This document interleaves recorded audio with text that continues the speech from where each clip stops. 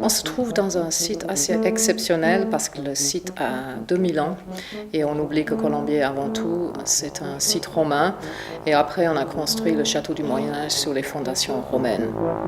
C'est vrai qu'aujourd'hui, Colombier, c'est un mélange de beaucoup de choses, musée, château, école de police également.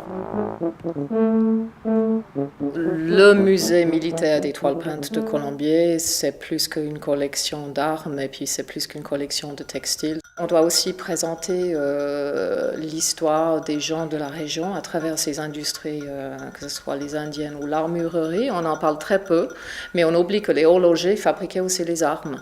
Ça reflète un peu l'homme dans son environnement régional. C'est un site, c'est une histoire, mais c'est vraiment un mélange de l'homme neuchâtelois et ce qu'il a fait dans le passé. On a décidé de changer un petit peu le style de muséographie et on a adopté la devise des gens ordinaires, des temps extraordinaires.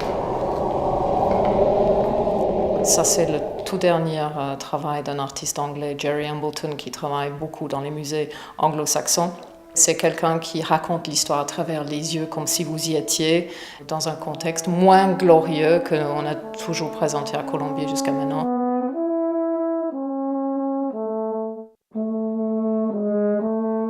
La dame qui se trouve derrière moi, c'est la première fois qu'on trouve une femme mise en scène dans un contexte muséographique militaire classique. Alors c'est vrai que c'est un peu la provocation, mais on a décidé de mettre en valeur un peu l'ensemble du soldat, puis pas seulement sa mission militaire et puis l'arme et puis l'uniforme qui était mis en valeur jusqu'à maintenant.